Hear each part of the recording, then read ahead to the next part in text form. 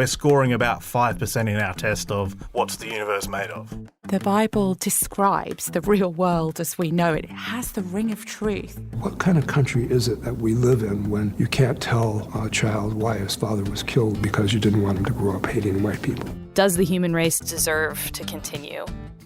From the Centre for Public Christianity, you're listening to Life and Faith. I'm Natasha Moore. Sometimes on Life and Faith, we have conversations that are more lighthearted, that we hope make you think, but are also a bit fun, fairly upbeat. This is not one of those conversations. In this episode, we're thinking about trauma. Some of the subject matter here is, not surprisingly, a bit traumatic. A heads up in case you have kids listening or in case this might trigger something for you. It'd be easy kind of not to listen to this one, actually. And if you think that's a better option for you, please go ahead and skip this episode. But part of what we talk about here is the acute need for courage not to turn away from the trauma so many people in the world have experienced. So if you can stick with us, please do. This is also a conversation about hope and even beauty. One of the most striking places I've been where I've seen this work is in Iraq, where people who had been held captive by ISIS, brutally tortured, raped, have gone through this and found healing. One person told me that when she was released, she was not yet free because she was still held captive by the nightmares, by the trauma. And what trauma healing does for people who had been in her situation was it begins to release the grip that ISIS has on them because they now have hope again, and they feel like they're able to distance themselves from what happened and look ahead for the first time. That's Andrew Hood. His job title is Trauma Healing Managing Director.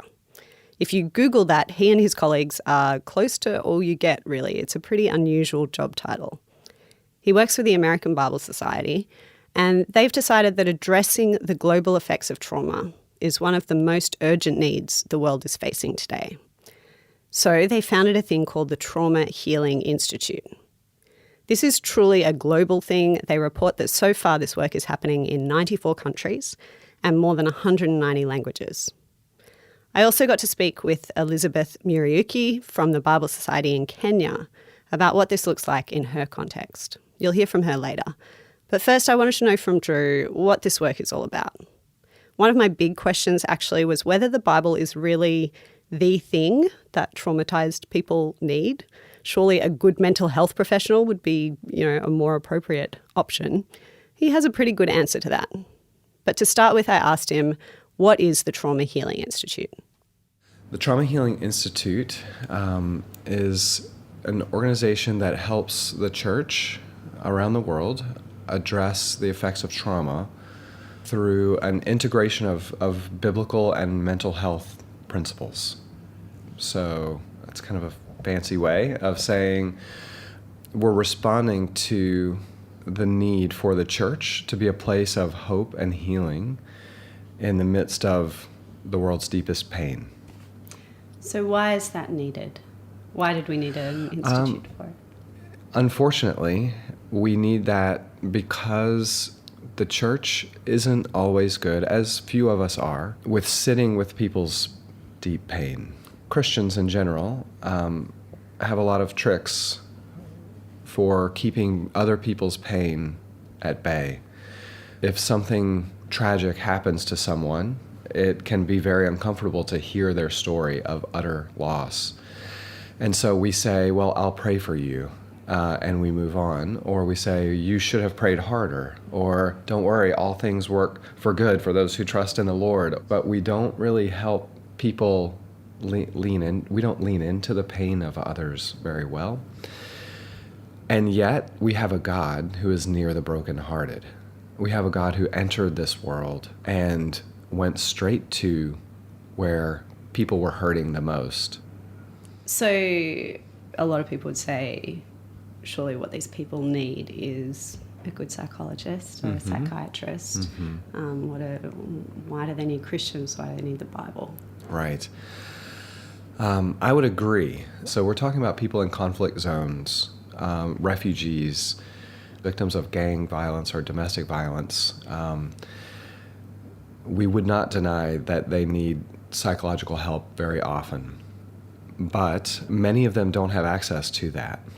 And what they do have access to are their church communities. And as most of us know, church communities are often the place where people go when they have lost hope.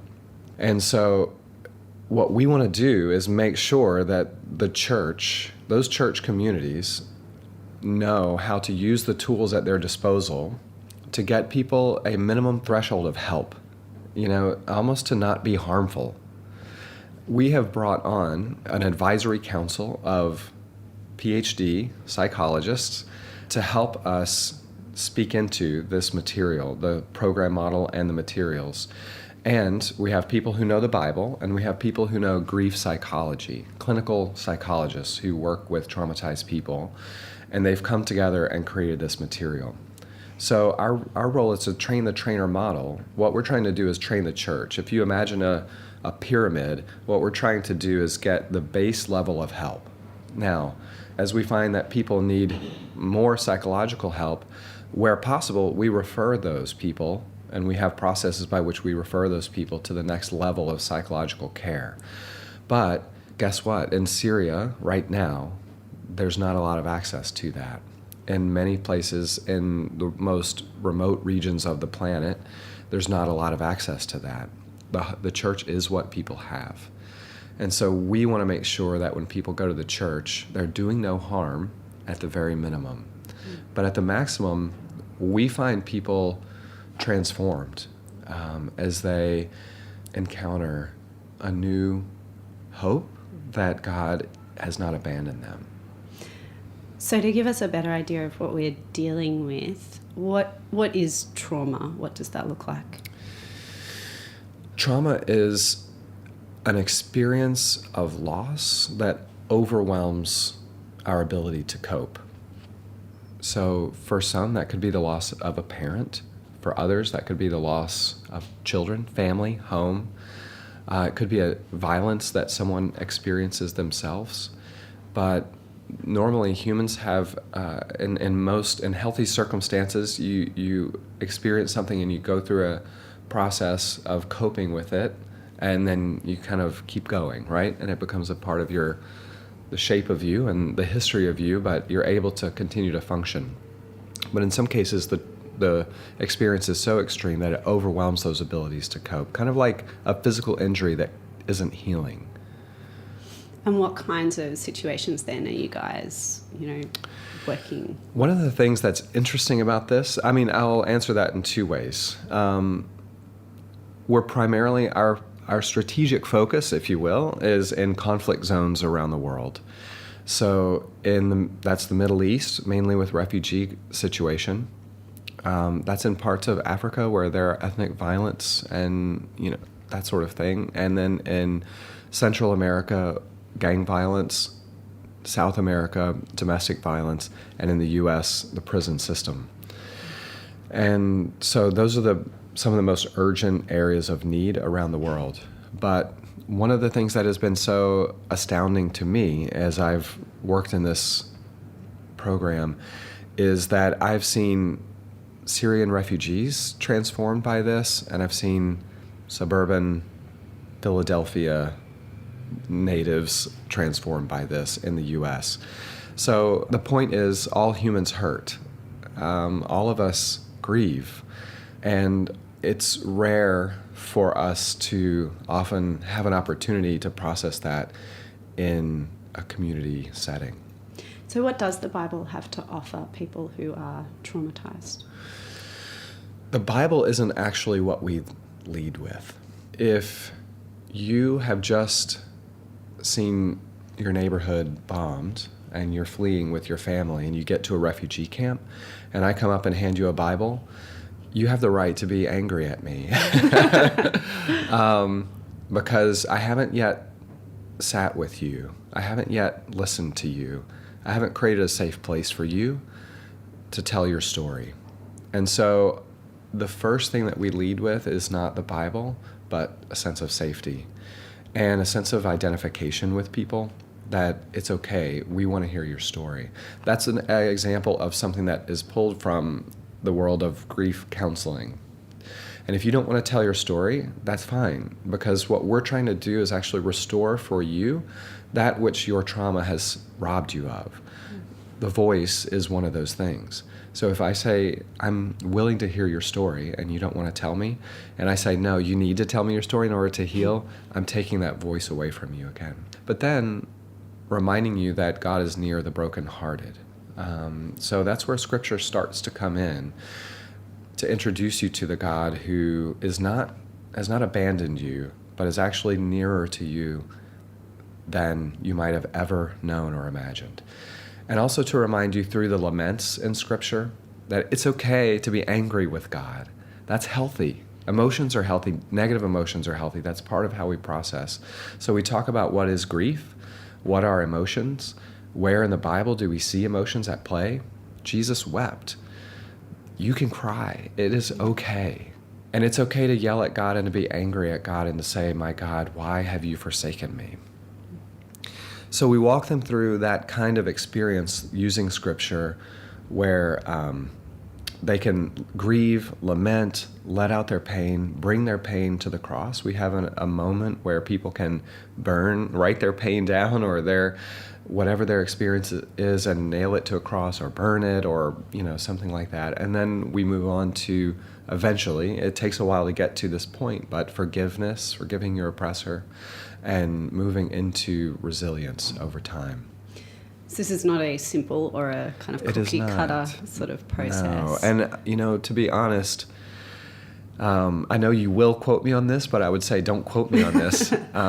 Trauma healing is not my favorite name for this, because it implies a certain equation. Do this program, and you will be healed of your trauma.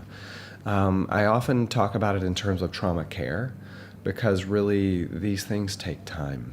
And healing, what is that? Everyone has a different understanding of what healing is. Your trauma will always be with you. The point is that it's not the end of your story. We believe it's a beginning of your story. And you carry it with you, in a way, throughout the rest of your life, but hopefully it can be redeemed into something, if not beautiful, at least something that is a springboard for hope.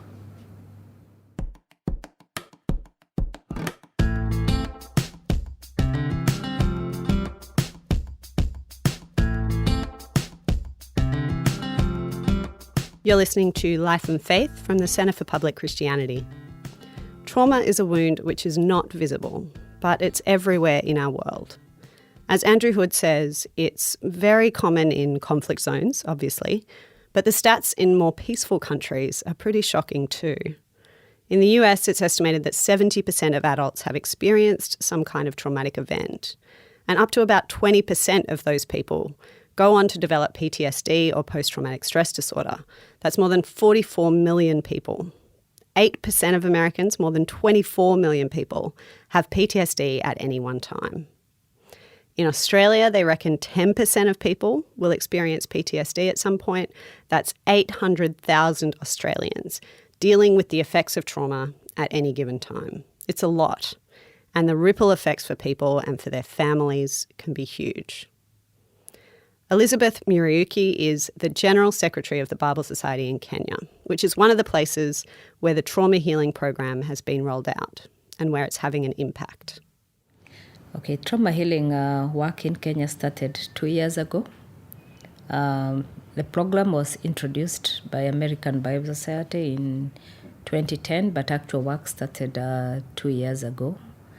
The actual need for trauma healing is trauma is an overwhelming need which people really don't see. It's not a physical wound that people would identify and want to help you with. It's a wound that you have from the inside because of something that you have gone through. Trauma healing need is mainly because either you have gone through death of a loved one, it leaves you with a wound. It could be issues of domestic violence. It could be issues of tribal wars. We have issues with bombings because of infights, especially from Somali. Kenya is actually affected. And therefore, there are many issues that bring about issues of trauma in our country. So where do you even start with a program like this? For Bible Society of Kenya, what we do is we train what we call trauma healing facilitators. So we train people who we expect to go back to the community. Now sit with the people who are going through the words of trauma and take them through the process of trauma healing. It takes time. It's not something that just happens, but somebody needs to understand. We also do it on radio. We have radio programs that are run for 13 weeks. So it's a process. Does it work?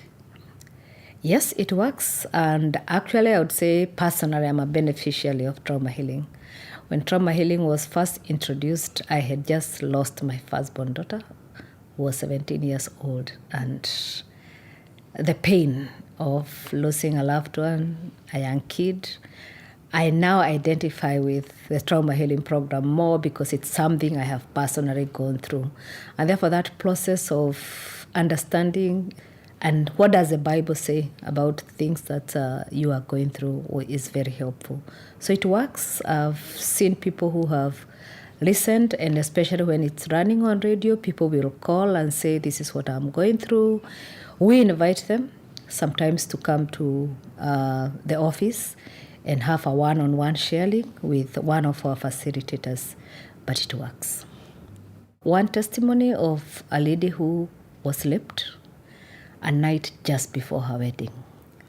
And it was very traumatizing. She just thought of going to escort somebody at night. One of the people had come to visit, and as she came back home, she was raped.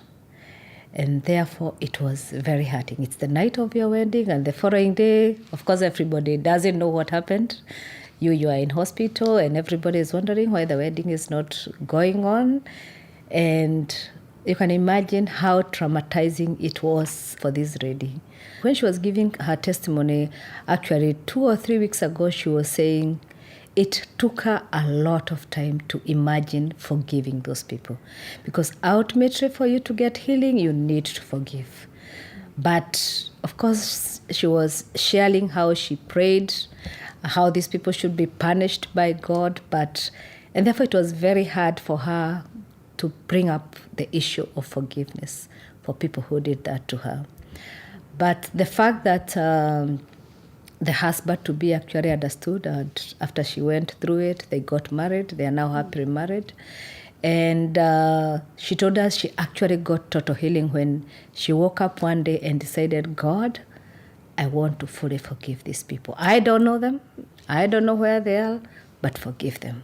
She says that's when she actually got healing. It's not easy, and it takes time.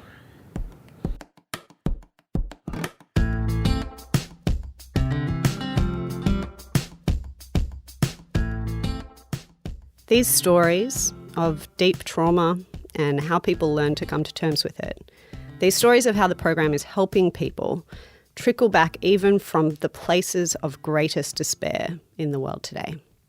Here's Drew again. So I met one person in Iraq who led these trauma healing groups among people who had been held captive by ISIS. And she told me that what she heard from them was that their bodies might be free. You know, they had been kidnapped and tortured and brutalized by ISIS for months and years in some cases.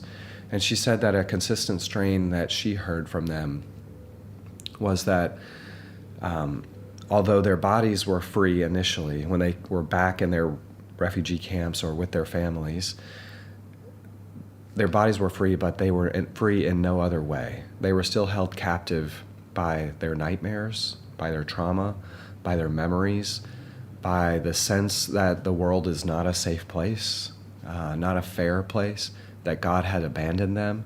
All of these things continue to hold them captive. But going through the trauma healing program, they began to see a future, a way forward, a way out of captivity. And for them, being freed from the grip of their trauma was as important as being freed from the actual captivity of ISIS. Those stories will stay with me forever. What I heard and saw there was very powerful. It sounds as though your job can be kind of traumatic. Yes. Obviously, you're kind of absorbing a lot of these different traumas that are happening to people around the world. Yes. How do you kind of cope with that and remain hopeful, if not optimistic? I don't know. Yeah. I mean, they're often very tragic stories with beautiful endings, often. I mean, when I was in the Middle East, I heard stories that gave me nightmares. And that still, I saw pictures, I mean, somebody showed me a picture that ISIS had texted him of what they were doing to his children. And I almost, sounds silly, but I literally almost fainted when I saw the picture. And I can't even tell you what it was because I don't want my nightmares to become your nightmares. But that caught me off guard, not having come from a mental health background myself. I didn't have my defenses up on that first trip. And so I wouldn't say now I go in defensively, but I go in a little bit more prepared. And someone gave me some really good advice when I came back after that trip. They said, as much death as you take in on a trip like that much life you need to take in when you come back. And so what are those things that give you life? So I wrestle with my kids, and I go on walks, and I ride my bike, and I read, and I write. And that helps. But I also need to be able to sit with their pain, and I find that to be a certain kind of gift. I'm not over that, and I kind of hope I never get over it. I'm okay carrying that pain a little bit, as long as it doesn't overwhelm, my ability to relate to others, but identifying and sharing in the pain of the world in a way that we don't often get to do. And so, if anything, it helps me be more compassionate when I see stories on the news. It helps remind me that I live in a bubble, and it's up to me to be intentional about getting out of that bubble and getting to know the stories of people, even in my own community, who have a very different experience of life than I do. And so my wife and I are living very differently in terms of being intentional about no longer avoiding the situations that are so easy for people who live in bubbles to avoid. Do you feel that that's something specifically Christian, that idea of identifying with the pain of the world? I personally believe it finds its richest expressions in the Christian faith. But I have seen great compassion outside of the Christian world. Gandhi, my next door neighbors. And, my next door neighbors told me I'm a Christian. And they said, once they got to know me and my wife, they said, we've never met Christians who share our values. Care for the environment, care for the community, and that made me really sad. And it's funny because normally Christians are the ones who saying others don't have the values. But I know that they do care about those things, but I guess what gives those things meaning for me is the eternal narrative of God's interaction with a created and loved world.